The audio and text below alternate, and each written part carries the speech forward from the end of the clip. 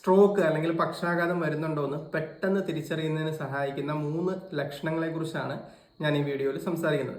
അപ്പോൾ ഈ സ്ട്രോക്ക് 2 രീതിയിൽ നമുക്ക് വരാം. ഒന്ന് ഇസ്ചീമിക് സ്ട്രോക്ക് എന്ന് പറയും. അതായത് നമ്മുടെ ബ്രെയിനിലെ രക്തക്കുഴലുകളിൽ അടവുണ്ടായിട്ട് ആ ഭാഗത്തെ കോശങ്ങൾക്ക് രക്തം കിട്ടാതെ വരുമ്പോൾ ഉണ്ടാകുന്ന ഇസ്ചീമിക് സ്ട്രോക്ക്. ഒരു 80% ആളുകൾക്കും ഇസ്ചീമിക് സ്ട്രോക്കാണ് ഉണ്ടാകുക.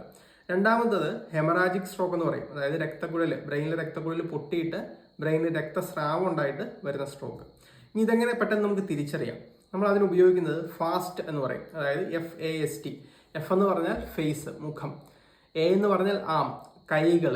എസ് എന്ന് പറയുന്നത് സ്പീച്ച്, സംസാരം. ടി എന്ന് പറയുന്നത് ടൈം, സമയം. ഇത് വെച്ചിട്ടാണ് നമ്മൾ ഇതിനെ പെട്ടെന്ന് മനസ്സിലാക്കുക. അപ്പോൾ സ്ട്രോക്ക് വന്നു കഴിഞ്ഞാൽ നമ്മളുടെ ഫേസ്, മുഖം സംസാരിക്കുന്ന സമയത്തോ ചിരിക്കുന്ന സമയത്തോ ഒരു ഭാഗത്തേക്ക് കൂടിപ്പോകാം. അതുപോലെ കൈകൾ, നമ്മളിങ്ങനെ കൈ എടുത്ത് പിടിച്ചു കഴിഞ്ഞാൽ ഒരു കൈ താഴോട്ട് പോകാം, അല്ലെങ്കിൽ ഒരു സൈഡിലേക്ക് പോകാം. എന്ന് വെച്ചാൽ 2 കൈയും ബാലൻസ് ചെയ്ത് പിടിക്കാനായിട്ട് നമുക്ക് പറ്റില്ല. മൂന്നാമത് സ്പീച്ച്. നമ്മൾ സംസാരിക്കാൻ ശ്രമിച്ചു കഴിഞ്ഞാൽ സംസാരിക്കാനായിട്ട് വരില്ല, അല്ലെങ്കിൽ കുഴഞ്ഞു പോകും സംസാരിക്കുന്നത്. ഈ 3 ലക്ഷണങ്ങൾ നിങ്ങൾക്കുണ്ടെങ്കിൽ സമയം കളയാതെ പെട്ടെന്ന് തന്നെ ഒരു സൗകര്യമുള്ള ഹോസ്പിറ്റലിലേക്ക് പോവുക. അപ്പോൾ ഇതാണ് കോമൺ ആയിട്ട് കാണപ്പെടുന്ന ലക്ഷണങ്ങൾ. ഇനി ചില ആളുകളിൽ നടക്കുന്ന സമയത്ത് വേച്ച് പോകും, ബാലൻസ് കിട്ടില്ല നടക്കുന്നതിന്. അതുപോലെ തന്നെ കാഴ്ച മങ്ങും. ഒരു കണ്ണിൻ്റെ കാഴ്ച മങ്ങും, അല്ലെങ്കിൽ 2 കണ്ണിൻ്റെയും കാഴ്ച മങ്ങാം.